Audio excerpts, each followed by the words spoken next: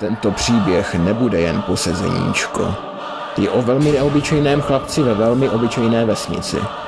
Streamer známý jako Drachenlord a jeho dům se stali svědky největšího německého konfliktu po roce 1945.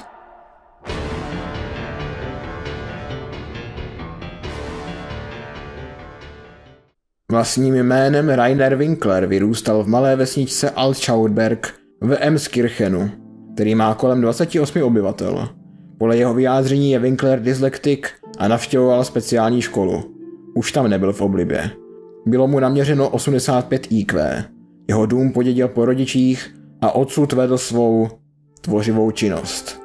Ze začátku se Drachenlord, což znamená dračí pán, soustředil na svou oblíbenou metalovou hudbu a brutální editační schopnosti.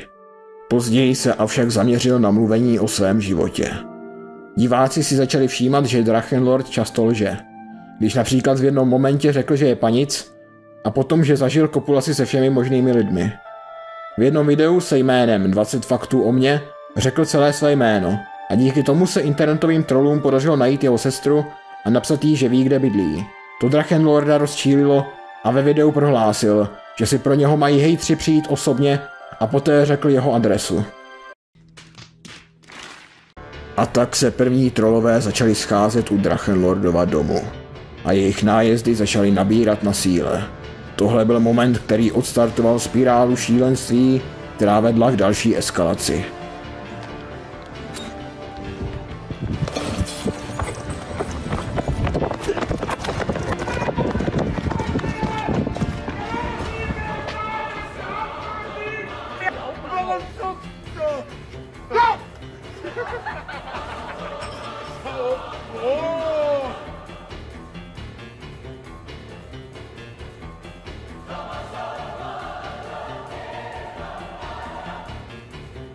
Drachenlord oficiálně vyhlásil válku na hejtry a připravil si obranné prostředky, jako například hadici s vodou.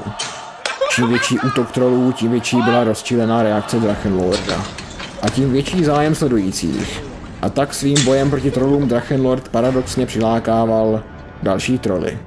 Bitva s troly byla tvrdá, avšak Drachenlord byl těžce přečíslen. Drachenlord se stal celoněmeckou zábavní atrakcí, když jedni trolové přišli k jeho domu, aby mu hodili petardy na barák, a poté odešli s natočením jeho rozčílené reakce a jen o chvíli později se objevila nová skupinka a to stejné zopakovala.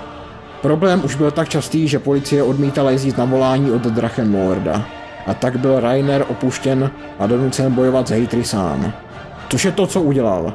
Styčný začal obcházet svou maličkou vesnici a bojoval s troly. Častokrát se avšak stávalo, že Drachenlord začal mlátit do aut náhodných cestujících, kteří neměli s troly co dělat, což už policie musela řešit.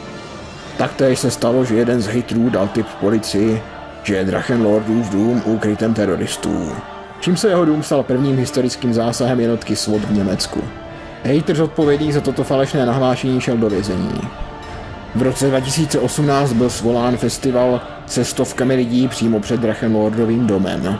Byl vyhlášen stav ohrožení a na místě byly všechny zásahové jednotky, včetně pořádkové policie nasazené k rozeštvání davu. I přesto všechno, útoky na Drachenlorda nadále pokračovaly. Zajímavým případem bylo Drachenlordovo zamilování se do dívky, kterou potkal online a rozhodl se, že bude dobrý nápad ji na streamu požádat o ruku. Ich sehe das momentan halt als extrem großen Liebesbeweis von meiner Süßen, von meiner Erdbeere. Also im Prinzip will ich dich hier live fragen, ob du mich heiraten willst. Nicht unbedingt der romantischste Antrag, aber ja.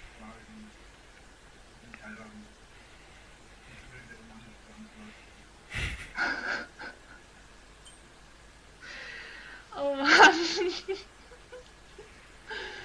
Ist das dein Ernst? Ja, schon.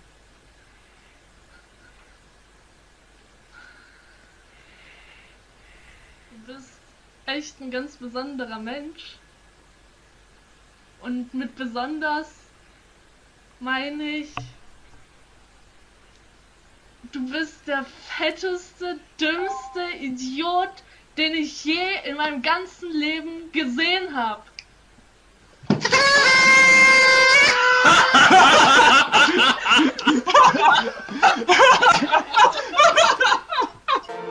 Kromě svého streamu měl Drachenlord také hubový kanál, kam nahrával všelijaké věci. Další zajímavostí bylo, že Drachenlord byl hlavním podezřelým po masové střelbě, když trollové obeslali jeho fotku všem televizním stanicím v Turecku a Rusku. Časem to pro Drachenlorda začalo být již nesnesitelné. Jak by se asi cítil každý z nás, kdyby vám někdo hodil petardu na dům uprostřed noci?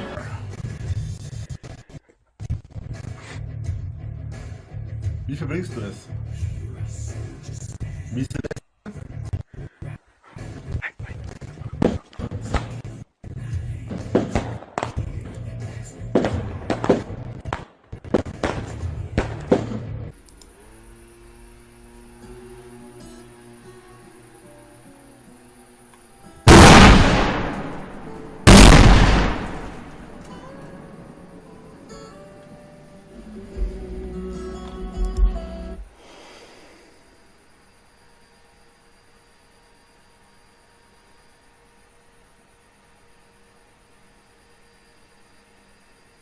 Je téměř nemožné si představit, kolik obtěžování musel Drachenlord zažít. Skoro 100 případů útoků na jeho dům nebo osobu denně, několik let v kuse.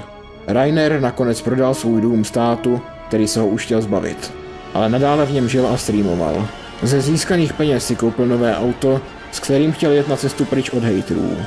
Celou věc avšak natáčel na video a tak ho celou cestu autem naháněli trollové, kteří dokonce založili interaktivní Google mapu, na které aktualizovali Drachenlordův pohyb. Vláda nakonec dům zbourala, aby znemožnila trollům k němu nadále chodit. A na stránkách vesnice se objevilo toto. Drachenlord nyní žije na volné noze, konečně snad v míru. I když bylo toto video aprílovým vtípkem, stále v sobě má určité ponaučení. Je to vlastně příběh o honbě za slávou, jelikož největším nepřítelem Rainera Winklera byl on sám. Nebýt jeho agresivních reakcí na troly, nikdy by mu tak nevzrostla sledovanost jeho streamu. Neboli on s tímto sebedestruktivním cyklem byl vlastně spokojen, protože to bylo to největší, čeho dosáhl. I dnes je internet plný podobného materiálu, například kanálů lidí, co se přejídají až prasknutí, jenom aby měli sledovanost a poté kvůli obezitě umírají ve věku 25 let.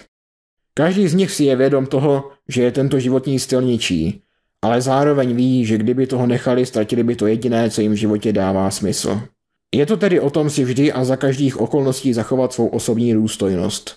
Protože v momentě, kdy dáš prostor získání slávy i za cenu ztráty svojí duše, tak toho budeš dříve nebo později litovat.